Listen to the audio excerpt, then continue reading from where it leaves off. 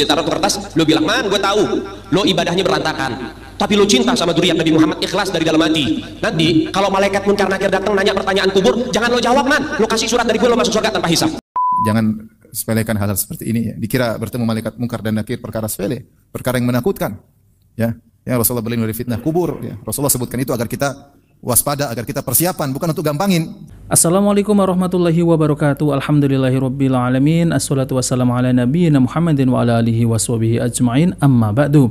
Teman-teman yang dimuliakan oleh Allah Subhanahu wa taala, kita bertemu kembali di channel Cahaya Hidayah. Nah, teman-teman, jadi kali ini saya akan mereaksi yaitu tentang terkait dongeng-dongeng khurafat dari Habib Alawi, yang dimana dongeng-dongeng tersebut itu dinisbahkan kepada karomah, tapi itu bukan karomah ya teman-teman. Seperti yaitu Fakih Muqaddam yang bisa mi'raj 70 kali dalam sehari itu bertemu dengan Allah Subhanahu wa taala. Bahkan ada seorang Habib yang membentak yaitu malaikat munkar dan nakir. Bahkan ada juga seorang Habib yang bisa menurunkan hujan susu. Bahkan ada juga seorang Habib yang bisa menurunkan rantai emas dari langit sampai ke bumi. Dan bahkan ada juga seorang Habib yang dimana Habib tersebut itu bisa memadamkan yaitu api neraka dengan jari kelingking.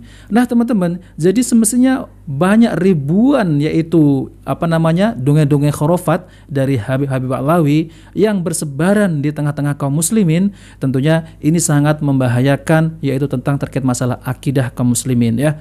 Jadi mereka itu ya sering yaitu menyampaikan di ceramahnya, di mimbar-mimbarnya, yaitu selalu meninggikan yaitu klan-klannya. Bahkan yaitu datuk-datuknya itu adalah seorang waliullah dan memiliki banyak karomah dan keramat.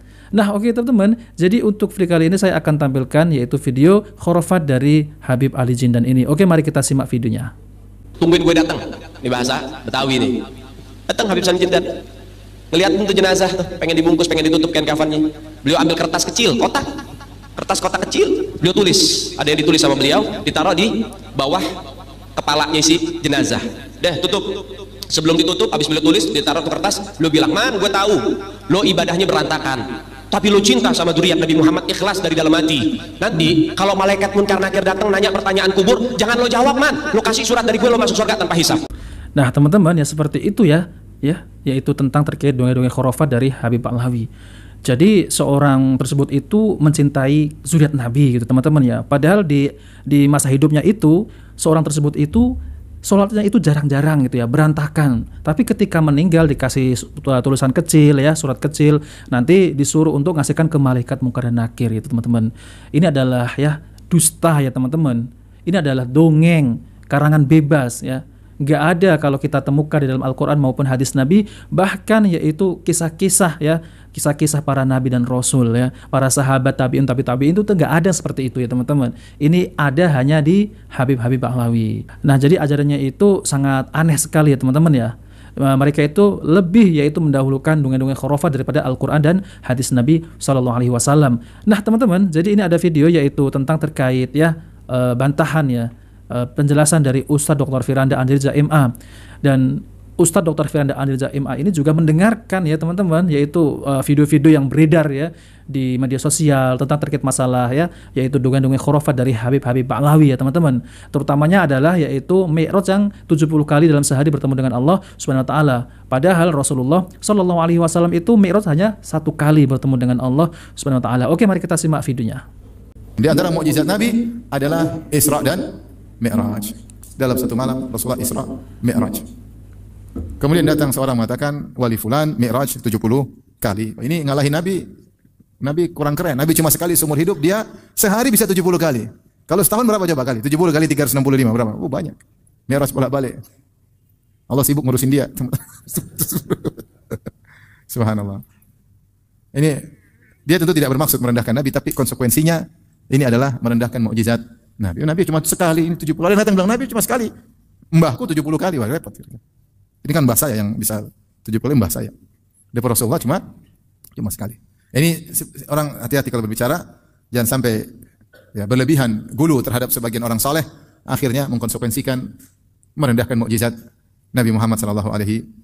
Ya.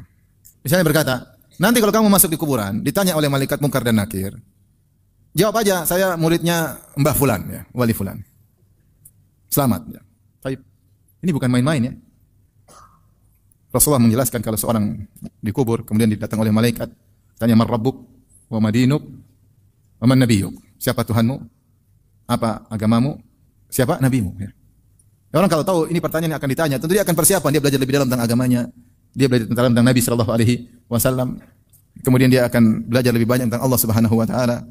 Tapi kalau bilang pokoknya saya murid wali fulan, ya subhanallah. Ini seakan-akan Nabi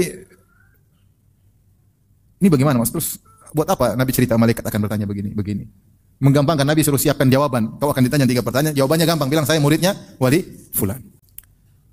Ini juga kalau kita konsekuensikan mengejek jawaban Nabi yang suruh siapkan untuk menjawab 3 pertanyaan tersebut, malah katanya sudah gampang, enggak usah dipikirin ya.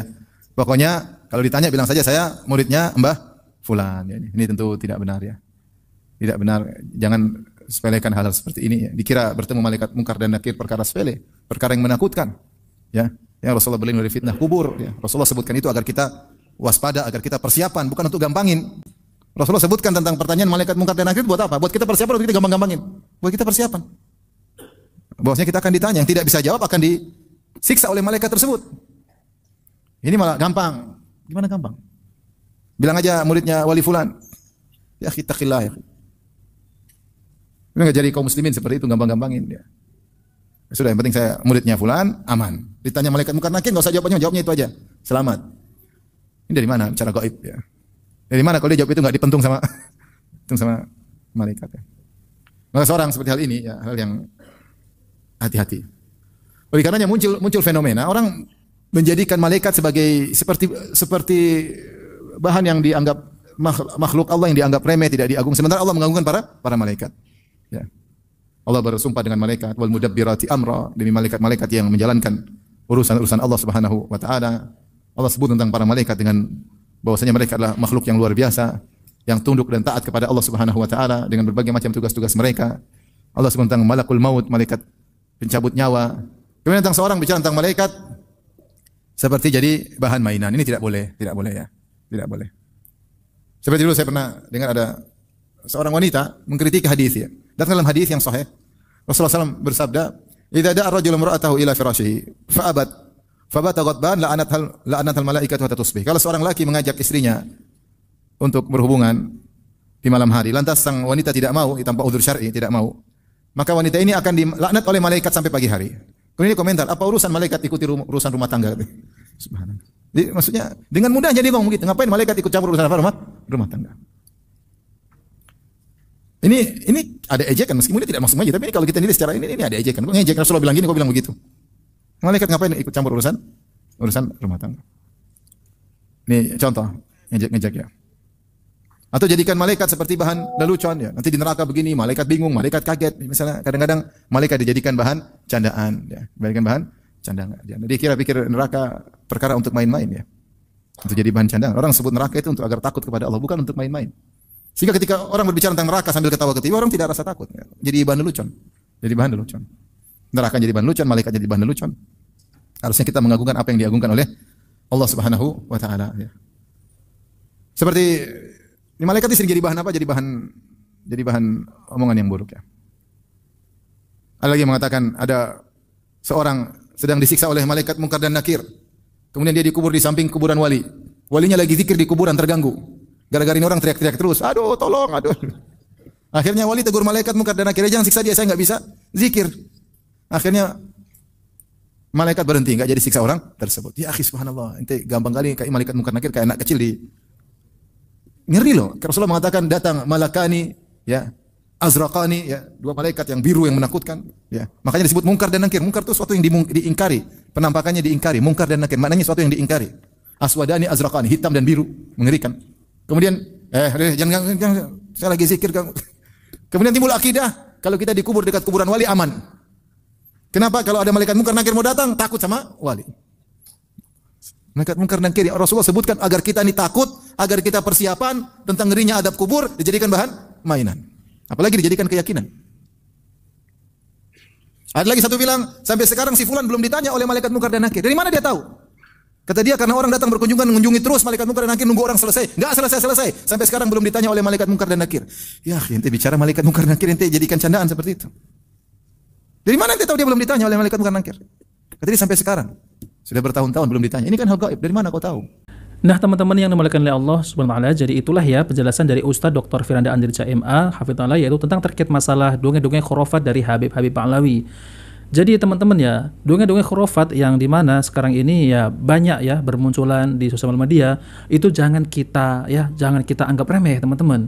Karena itu adalah bisa merusak akidah kaum muslimin. Nah, maka dari itu ya, kita sebagai kaum muslimin jauhi ya teman-teman, jangan sampai kita itu terdoktrin dengan dongeng-dongeng khurafat yang dibawakan oleh oknum Habib Ba'lawi. Itu kalau kita lihat ya teman-teman, banyak sekali ya, hampir rata-rata ya Habib Ba'lawi itu kalau berceramah itu tidak terlepas dari dongeng-dongeng khurafat. Nah, maka dari itu ya teman-teman ya, kita ini jangan mudah terdoktrin ya, mudah dikibulin oleh Habib Ba'lawi.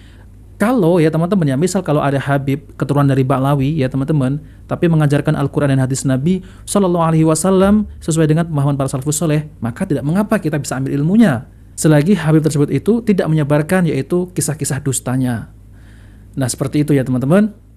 Bukan seperti Habib yang lain yang dimana mereka itu selalu kalau berceramah itu ngibul, isi-isinya ya ingin dihormati, ingin dipuja-puja dan lain-lain.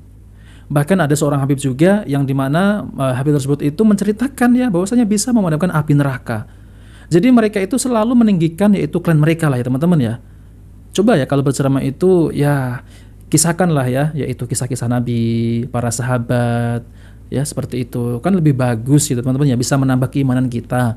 Ya ini malah mengisahkan kisah-kisah yang tidak benar ya. Isinya hanya khurafat saja yang dibicarakan. Seperti itu teman-teman. Nah, oke teman-teman, jika video ini bermanfaat jangan lupa like dan subscribe di channel Cahaya Hidayah.